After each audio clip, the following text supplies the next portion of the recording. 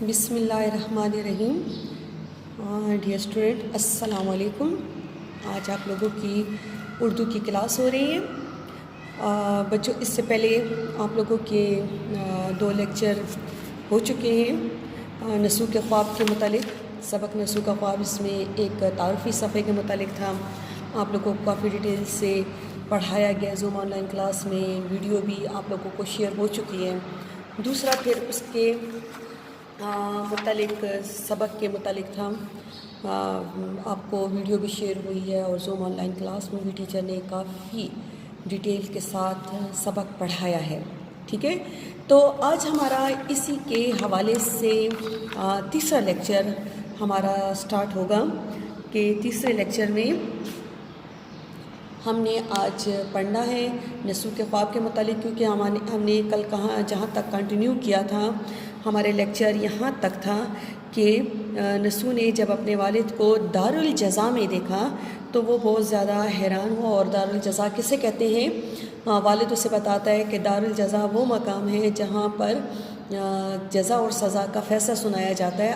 جس طرح جس کے اعمال ہوتے ہیں اسی کے مطابق اس کو سزا یا جزا سنائی جاتی ہے۔ اور نسو اپنے والد کو دیکھ کر وہاں پر بڑا حیران ہوتا ہے، تو والد اسے کہتا ہے کہ بھئی میں یہاں پر اپنے اعمال کی جواب دہی کے لیے یہاں پر آیا ہوا ہوں۔ نسو اپنے والد سے کہتا ہے کہ آپ تو بڑے متقی اور پرہیزگار تھے، تو آپ پر یہ الزامات کیسے ہیں؟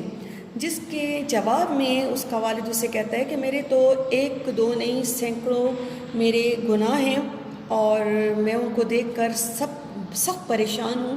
یہ میرا اعمال نامہ دیکھو کیسی رسوائی سے بھرا ہوا ہے، اور میں اس کو دیکھ کر سخت پریشان ہوں کہ میں کیا جواب دوں گا، اور اپنی جان چھڑانے کے لیے، اپنی توبہ کے لیے کون سی وجہ پیش کروں گا، جان چھڑانے کی کون سی برت، جان چھڑانے کی کون سی وجہ پیش کروں گا۔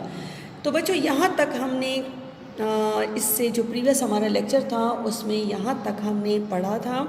یہ تھوڑا سا میں نے دوبارہ اس کو آپ لوگوں کو یاد دہانی کے لیے چند جملے دوبارہ میں نے ریپیٹ کیے ہیں، تاکہ جہاں سے ہمارا سلسلہ ٹوٹا تھا وہاں سے ہم اپنا سلسلہ جوڑ سکیں اور آپ لوگوں کو بھی آسانی ہو جائے۔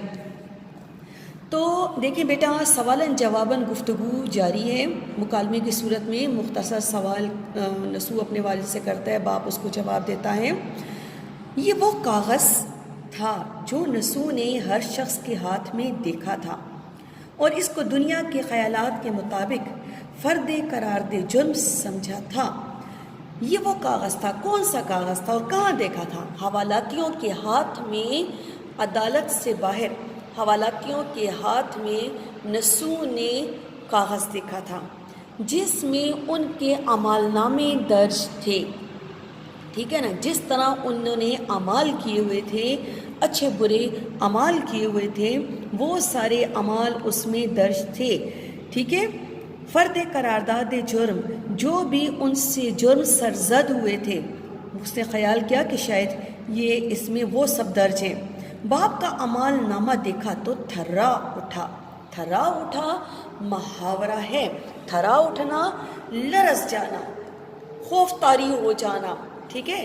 تو وہ خوف کے مارے لرز اٹھا، کانپ اٹھا، کیونکہ عمل نامے میں کیا کیا تھا؟ شرک۔ شرک کسے کہتے ہیں؟ اللہ تعالیٰ کے ساتھ کسی دوسرے بندے کو شریک ٹھہرانا شرک کہلاتا ہے۔ تو شرک گناہ کبیرہ ہے۔ کفر کرنا، نافرمانی کرنا، کفر کرنا، اللہ تعالیٰ کے احکامات کی بجا آوری نہ کرنا، اس کی خلاف ورزی کرنا، ٹھیک ہے۔ نافرمانی کرنا، اللہ تعالیٰ نے جو کچھ بھی ہمیں دیا ہوا ہے اس کا نافرمانی کرنا، اللہ تعالیٰ کی جو بھی ہم پر فرائض عائد ہوتے ہیں ان کے خلاف جانا، ان کی حکم عدولی کرنا، احکامات کی پابندی نہ کرنا، اطاعت نہ کرنا، یہ نافرمانی میں آتا ہے۔ ناشکری کرنا، ناشکری کرنا، اللہ تعالیٰ نے جو کچھ ہمیں اللہ تعالیٰ نے دیا ہوا ہے اس پر قناعت نہ کرنا، بلکہ ہر وقت بیزاری کا اظہار کرنا، ہر وقت گلے شکوے کرنا کہ اللہ تعالیٰ نے ہمیں یہ کیوں نہیں دیا، یہ کیوں نہیں دیا، ہمیں اچھے حال میں نہیں رکھا، تو اس کو ناشکری کہتے ہیں۔ بغاوت کرنا کہ جو ہم مسلمان ہیں تو مسلمانوں کے مطابق جو اللہ تعالیٰ نے ہم پر تعلیمات فرض کی ہیں اس کے مطابق زندگی نہ گزاریں اور غیروں کی پروری کریں، مغرب کی ہم پیروی کریں، تو پیروی کرنا یہ بغاوت میں آتا ہے کہ ہم اپنے اسلامی اصولوں کو چھوڑ کر دوسروں کی تقلید میں پڑ جائیں، تو یہ بغاوت ہے۔ بے ایمانی کرنا، ایمانداری سے کام نہ کرنا، ہر معاملے میں ایمانداری سے کام نہ کرنا بلکہ اس میں ڈنڈی مارنا، جھوٹ کا سہارا لینا اور اپنے آپ کو فائدہ دینا، دوسروں کو نقصان دینا، تو یہ بے ایمانی ہے۔ غرور کہتے ہیں تکبر کرنا، اپنے آپ کو کچھ سمجھنا، دوسروں کو کم تر سمجھنا اور اپنے آپ کو سپیریئر سمجھنا دوسرے کے مقابلے میں، کسی کو خاطر میں نہ لانا، تو یہ تکبر کی نشانی ہو جاتی ہے۔ دروغ گوئی کہتے ہیں جھوٹ بولنا بھی گناہ کبیرہ ہے، کیونکہ ہم جب جھوٹ بولنا کسی چھوٹی بات کو چھپانے کے لیے ہم سے کوئی جرم سرزد ہو جاتا ہے تو اس کو چھپانے کے لیے ہم جھوٹ کا سہارا لیتے ہیں اور وہ رفتہ وہ چیز ہماری عادت بن جاتی ہے، تو ایک بات کو چھپانے کے لیے جھوٹ کا سہارا لیتے ہیں اور وہ لیتے ہی چلے جاتے ہیں، تو اس طرح اس چیز کو دروغ گوئی کہتے ہیں، مطلب جھوٹ بولنا۔ غیبت کرنا، غیبت کہتے ہیں کسی کی پیٹھ پیچھے برائی بولنا، مطلب ایک بندہ موجود نہیں ہے، حاضر نہیں ہے، محفل میں موجود نہیں ہے، لیکن اس کی غیر موجودگی میں اس کی برائی بیان کرنا، بولنا، اس کے پیچھے باتیں کرنا غیبت کہلاتا ہے، اور یہ بھی بہت بڑا گناہ ہے۔ لالچ کرنا، جو کچھ اللہ تعالیٰ نے ہمیں دیا ہے اس پر صبر نہ کریں بلکہ اور بھی مال جمع کرنے کی ہمیں ہرس ہو، تو یہ چیز لالچ میں آ جاتی ہے۔ حسد کرنا جلن محسوس کرنا، لوگوں سے دل میں دشمنی رکھنا، بغض رکھنا، عداوت رکھنا حسد کہلاتا ہے۔ مردم آزاری کہتے ہیں کہ بھئی دوسروں کا دل دکھانا، یہ مردم آزاری میں آتا ہے۔ نفاق، نا اتفاقی کو کہتے ہیں کہ ہم مل جل کر نہ رہیں، آپس میں اتفاق سے نہ رہیں، اتحاد قائم نہ کریں بلکہ نا اتفاقی بیچ میں لے کر آئیں، تو اس کو نفاق کہتے ہیں۔ دکھاوا، ہم جو بھی نیکی کریں، حکم یہی ہے کہ جب ہم کسی کے ساتھ نیکی کریں تو کسی دوسرے بندے کو اس کی بھنک بھی نہ پڑے، اس کو بتائیں نہیں، ٹھیک ہے؟ ایک ہاتھ سے اگر کسی کو دیتے ہیں تو دوسرے ہاتھ کو بھی پتہ نہ چلے کہ بھئی ہم نے کسی کی مدد کی ہے، لیکن ہم کسی کی مدد کر کے پھر بار بار اس کو جتائیں اور لوگوں کو بھی بتائیں کہ بھئی ہم نے اس بندے کی مدد کی ہے، تو اس چیز کو کہتے ہیں دکھاوا، کہ ہم نیکی تو کر رہے ہیں، کسی کی مدد تو کر رہے ہیں، لیکن ساتھ ہم وہ نیکی اپنی ہم زائل کر رہے ہیں، دکھاوا کر کے زائل کر رہے ہیں۔ دنیا کی محبت، دنیا کو ہی سب کچھ مان لینا، کہ آخرت کی فکر نہ کرنا، اپنی آخرت کو نہ سنوارنا، دنیا کو ہی اپنا سب کچھ مان لینا، دنیا داری کے جھمیلوں میں پڑ جانا، اللہ تعالیٰ کو بھول جانا، یہ دنیا کی محبت ہے۔ کوئی جرم نہ تھا جو اس میں نہ لکھا ہو، مطلب یہ سب کچھ نسوح کے والد کے اعمال نامے میں یہ سب کچھ درج تھا، ٹھیک ہے؟ کفر تھا، نفاق تھا، دنیا کی محبت، حسد، شرک، بغاوت، بے ایمانی، غرور و تکبر، لالچ، غیبت، یہ سب کچھ اس میں موجود تھا۔ کہتے ہیں دنیا کی محبت، کوئی جرم نہ تھا جو اس میں نہ لکھا ہو، ایسے کوئی گناہ نہ تھا، جرم سے مراد یہاں پر گناہ، ایسا کوئی گناہ نہ تھا جو کہ اس کے عمل نامے میں درج نہ ہو۔ بجائے تعزیرات ہند کے قرآن کی صورتوں اور آیتوں کا حوالہ تھا، انڈرلائن کریں، بجائے تعزیرات ہند کے، تعزیرات ہند کے بجائے تعزیرات ہند سے مراد ہے کہ ہندوستان کی مجموعی سزاؤں کا قانون، ٹھیک ہے؟ مطلب اس زمانے میں یہ جب سبق لکھا گیا، اس زمانے میں ہندوستان، پاکستان، بنگلہ دیش یہ سارا ایک تھا، ٹھیک ہے نا، بر صغیر کی بات ہو رہی ہے. تو اس زمانے میں ہند کا قانون چلتا تھا. تو اسی لیے جب یہاں پر دنیا کی عدالتوں میں جب سزا سنائی جاتی ہے تو تعزیرات پاکستان کے مطابق سنائی جاتی ہے. پاکستان کے مجموعی قانون جو سزاؤں کا قانون ہے اس کے مطابق سنائی جاتی ہے. تو اس وقت جو ہندوستان کی مجموعی سزاؤں کا جو قانون تھا وہ تعزیرات ہند کہلاتا ہے. جیسے کہ کسی کو کوئی پینلٹی دی جاتی ہے تو انڈین پینل کوڈ کے مطابق، مطلب اس طرح کہا جاتا ہے، لیکن اردو میں تعزیرات ہند اس کو کہتے ہیں. ٹھیک ہے.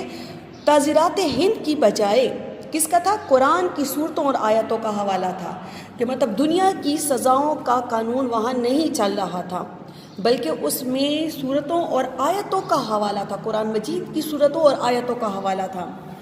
متعجب ہو کر باپ سے پوچھا، حیران ہو کر باپ سے پوچھا کہ یا حضرت، پھر کیا آپ ان تمام جرموں کے مرتکب ہوئے؟ کیا آپ نے ان تمام جرائم کا ارتکاب کر چکے ہیں، اقرار کر چکے ہیں، مان چکے ہیں، تسلیم کر چکے ہیں؟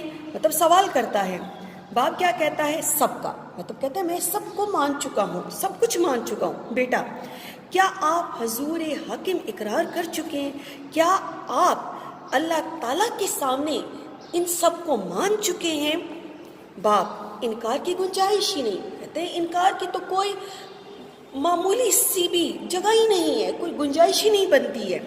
میری مخالفت میں گواہی اتنی وافر ہے، میرے خلاف کہتے گواہی اتنی زیادہ ہے، وافر اتنی زیادہ ہے کہ انکار بھی کروں تو پذیرائی نہیں ہو سکتی. کہ اگر میں انکار بھی کروں، اس کو نہ بھی مانوں، تو بھی میری بات کا کوئی یقین نہیں کر سکتا، اس کو نہیں مان سکتا، میرے حق میں وہ بات ممکن ہو ہی نہیں سکتی ہے. بیٹا جناب وہ کون لوگ ہیں جو آپ کی مخالفت پر آمادہ ہیں؟ کہتے وہ کون سے لوگ ہیں؟ بیٹا کہتا ہے کہ آخر وہ کون لوگ ہیں جو آپ کے خلاف دشمنی کرنے پر آمادہ ہوئے ہیں، آپ کی مخالفت پر آمادہ ہیں، آمادہ تلے ہوئے ہیں، آپ کے خلاف جانے پر تلے ہوئے ہیں. تو بیٹا اسے کیا کہتا ہے؟ باپ کیا کہتا ہے؟ اول 2 کرامن کاتبین ہیں. 2 کرامن کاتبین 2 ایسے فرشتے ہیں. کرامن کاتبین 2 فرشتے ہیں، ایسے ہیں کہ میرا کوئی فعل ان سے مخفی نہیں ہے، کہ میرا کوئی کام ان سے چھپا ہوا نہیں ہے. جتنی باتیں کہتے ہیں پتے کی اور کہتے کیا ہیں، میرا روزنامچے عمری لکھتے گئے ہیں. کہتے جتنی باتیں کہتے ہیں پتے کی کہتے ہیں، پتے کی کہتے ہیں درست کہتے ہیں، حرف بحرف درست کہتے ہیں. اور میرا کہتے ہیں روزنامچے عمری لکھتے گئے. میری ساری عمر، جتنی عمر میں زندہ رہا ہوں، اس کا ایک ایک منٹ کا، ایک ایک سیکنڈ کا حساب لکھتے گئے ہیں. پورا ایک روزنامچہ انہوں نے تیار کیا ہوا ہے، پوری ایک ڈائری لکھی ہوئی ہے. اب جو میں اس کو دیکھتا ہوں تو حرف بحرف صحیح اور درست پاتا ہوں. کہتے جو میرا عمل نامہ میرے سامنے رکھا گیا ہے، ایک ایک وقت کا، ایک ایک سیکنڈ کا جو میں نے دیکھتا ہوں تو سب کچھ ٹھیک ہے، حرف بحرف صحیح ہے، اس میں کوئی غلطی کی گنجائش ہی نہیں ہے. دوسرے میرے اعضاء جسم کے حصے، ہاتھ، پاؤں، آنکھ، کان، کوئی میرے کہنے کا نہیں. کہتے کوئی بھی میرے حق میں گواہی نہیں دیتا، سب کوئی میرے بس میں نہیں ہے، سب میرے خلاف ہو گئے ہیں، سب کے سب مجھ سے منحرف میرے خلاف ہو گئے ہیں، مجھ سے بیزار ہو گئے ہیں، مجھ سے الگ ہو گئے ہیں، میرے خلاف ہو گئے ہیں، میری مخالفت پر آمادہ ہیں. ٹھیک ہے. میری تذلیل پر کمر بستہ ہیں، مجھے ذلیل کرنے پر آمادہ ہیں، مجھے ذلیل کرنے پر کمر بستہ ہیں، تیار ہو گئے ہیں، سارے کے سارے میرے خلاف ہو گئے ہیں اور میری مخالفت پر تیار ہو گئے ہیں. بیٹا آخر آپ کچھ اس کی وجہ بھی سمجھتے ہیں؟ کہتے ہیں آخر کچھ آپ کو پتہ چلتا ہے کہ یہ سب کیوں ہے، کس طرح ہوا ہے اور کیسے، مطلب آپ کیسے ان سے نجات حاصل کر سکتے ہیں؟ باپ جب سے دنیا کو چھوڑا ہے، قبر کی حوالات میں ہوں، انڈر لائن کرے بچوں آبجیکٹیوز کے لیے، جب سے دنیا کو چھوڑا ہے قبر کی حوالات میں ہوں، قبر میں ابھی قید ہوں، قبر کی حوالات میں ہوں، ابھی قبر میں قید ہوں، مطلب ابھی میرا حساب و کتاب کا میرا سلسلہ جاری ہے، ابھی میرا حساب کتاب ختم ہی نہیں ہوا. تنہائی سے جی گھبراتا ہے، حوالات میں مجھ پر ایسی سختی ہے کہ بیان نہیں کر سکتا. ٹھیک ہے، قبر بھی اپنا حساب لیتی ہے نا، کہ جو متقی اور پرہیزگار بندہ ہوتا ہے تو جیسے ہی اس کو قبر میں لٹایا جاتا ہے تو قبر اس کے لیے وسیع سے وسیع ہو جاتی ہے، لیکن گنہگار بندے کے اوپر قبر کا عذاب اسی قدر سخت ہو جاتا ہے، قبر اس کے لیے اسی قدر تنگ ہو جاتی ہے. تو کہتا ہے کہ مجھ پر ایسی سختی ہے کہ میں بیان نہیں کر سکتا، مگر صبح و شام ہر روز آتے جاتے جیل خانے کے پاس سے ہو کر گزرنا پڑتا ہے. دیکھیں بیٹا، یہ بات پہلے بھی ہو چکی ہے، ٹھیک ہے، کہ جیل خانے کے پاس سے ہو کر گزرنا پڑتا ہے، دوزخ کے پاس سے ہو کر گزرنا پڑتا ہے.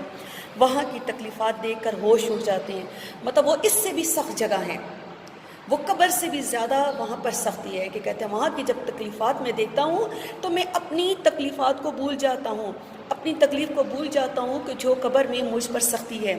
اور غنیمت معلوم ہوتا، کہتے ہیں میں اس کو اپنے لیے غنیمت سمجھتا ہوں، بہتر سمجھتا ہوں. یہ کاش ہمیشہ کے واسطے حوالات میں رہنے کا حکم ہو جائے، کہ کاش ابھی مجھ پر سزا مجھے نہ سنائی جائے، میری اسی طرح ابھی میرا حساب و کتاب ہی چلتا رہے، کہ ہمیشہ کے واسطے میں اسی قبر میں ہی ابھی رہوں، حوالات میں ہی رہوں، کیونکہ یہاں کی سختی وہاں کی دوزخ کی سختی سے بہت کم ہے. بیٹا بولتا ہے بھلا کس طرح ہم لوگ آپ کی اس مصیبت میں کام آ سکتے ہیں؟ باپ سے کہتا ہے کہ ہم کس طرح اس مشکل وقت میں آپ کے کام آ سکتے ہیں، اس تکلیف سے آپ کو نجات دلا سکتے ہیں. باپ کہتے ہیں اگر میرے لیے عاجزی اور خلوص کے ساتھ دعا کرو تو کیا عجب ہے کہ مفید ہو.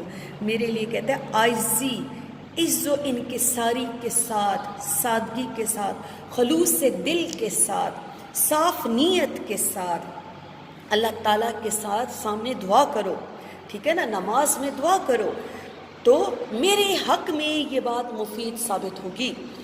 ابھی میرے ہمسائے میں ایک شخص کی رہائی ہوئی ہے، کہتے ہیں ابھی میرے پڑوس میں، میرے ہمسائے میں ایک شخص کی مغفرت ہوئی ہے، رہائی ہوئی ہے، اس کی مغفرت ہو گئی ہے، اس کی گلو خلاصی ہو گئی ہے، اس کی جان چھوٹ گئی ہے.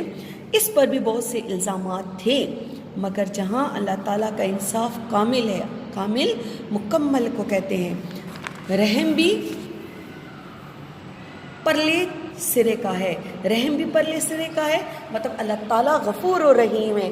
جہاں اللہ تعالیٰ انصاف کرتا ہے، صحیح فیصلہ سناتا ہے، جزا و سزا کا مالک ہے، جس کے جس طرح کے اعمال ہوتے ہیں اسی کے مطابق فیصلہ سناتا ہے انصاف کے ساتھ، تو اسی قدر اگر اس سے عاجزی کے ساتھ اور خلوص سے دل کے ساتھ، صاف دل کے ساتھ، صاف نیت کے ساتھ اگر گڑ گڑا کر عاجزی کے ساتھ اللہ تعالیٰ کے حضور دعا مانگی جائے تو اللہ تعالیٰ غفور الرحیم ہے، اللہ تعالیٰ بخشش کرنے والا ہے، گناہوں کی مغفرت کرنے والا ہے. اس شخص کے پسماندوں نے اس کے واسطے بہت دعائیں کی، اس شخص کے پسماندوں نے، اس کے جو لواحقین تھے، جو وارث تھے، جو اس کے پیچھے بچے تھے، اس نے اس کے لیے بہت زیادہ دعائیں کی، مطلب اس کی مغفرت کی دعائیں کی. پرسوں یا ترسوں اس کو بلا کر ارشاد فرمایا کہ تیرے افعال جیسے تھے وہ اب تجھ پر مخفی نہیں رہے، کہ تیرے افعال جیسے تھے، تیرے کام جیسے تھے وہ اب تجھ پر مخفی نہیں رہے، اب وہ تجھ پر عائد نہیں رہے. مخفی کا لفظ ہے چھپا ہوا، پوشیدہ، وہ اب تجھ پر نہیں رہے، مگر تیرے زن و فرزند تیری معافی کے واسطے گر گڑاتے ہیں، تیرے بیوی بچے تیری معافی کے واسطے گر گڑاتے ہیں، گر گڑاتے ہیں، فریاد کرتے ہیں، عاجزی سے اللہ تعالیٰ کے حضور سجدے میں گر کر دعا کرتے ہیں، بخشش کے لیے دعا کرتے ہیں. ہم کو یہی ایک بات بھلی معلوم ہوتی ہے، کہتے ہیں ہمیں یہی ایک بات اچھی لگی ہے کہ تو نے اپنے خاندان میں نیکی کا بیج بویا، کہ تو نے اپنے بچوں کی پرورش اسلامی اصولوں کے مطابق کی ہے، ان کو نیکی کا درس دیا ہے. اپنے خاندان میں نیکی کا بیج بویا کہ تو نے اپنے بیوی اور بچوں کو نیکی کا راستہ دکھایا ہے، صراط مستقیم پر چلنے کی ہدایت دی ہے. جہاں ہم نے تیری خطا معاف کی، ہم نے تیری بخشش کر دی. مطلب یہ نسوک کا والد جو ہے وہ اپنے پڑوسی کی بات کر رہا ہے کہ ہمارے پڑوس میں بھی اسی طرح کا ایک شخص کو اس کی بخشش کر دی گئی ہے، کیونکہ اس کے بچے جو تھے، اس کے بیوی بچے جو تھے، وہ اس کی معافی کی، اس کی بخشش کے لیے گڑ گڑاتے تھے اللہ تعالیٰ کے حضور. تو اللہ تعالیٰ نے اس کی مغفرت کر دی، کیونکہ اس شخص کا ایک عمل اللہ تعالیٰ کو پسند آیا کہ اس نے اپنے خاندان میں نیکی کا بیج بویا، مطلب ان کو نیکی پر چلنے کی ہدایت دی تھی، نیکی کا راستہ دکھایا تھا. تو اللہ تعالیٰ کو اس شخص کا یہ عمل اتنا پسند آیا کہ اس کی مغفرت کر دی. ٹھیک ہے بچوں، آپ کو اس بات کی سمجھ آ گئی ہے؟ تو یہاں تک ہم نشان لگا لیتے ہیں، یہاں تک آپ لوگوں کو سمجھ آ گئی ہوگی. تو کیونکہ کافی ڈیٹیل کے ساتھ آپ کو میں پڑھا رہی ہوں، نہیں سمجھ آتی ہے تو نیکسٹ جب آپ کی کلاس ہوگی تو انشاءاللہ پھر چند پچھلے جملوں سے میں سٹارٹ کروں گی، پریویس نالج سے سٹارٹ کروں گی. تو انشاءاللہ آپ لوگوں کو کوشش ہماری یہی ہوتی ہے کہ ہم آپ لوگوں کو اچھے سے اچھا ہم سمجھا سکیں، تاکہ ہماری جو بات ہے وہ آپ لوگوں کے دلوں میں اتر جائے اور آپ لوگوں کے ذہن میں جو بھی سوالات ہیں وہ سارے کلیئر ہو جائیں. ٹھیک ہے بچوں، اللہ حافظ. نیکسٹ کلاس میں پھر حاضر ہوں گے، اس وقت تک کے لیے اجازت دیں. اللہ حافظ.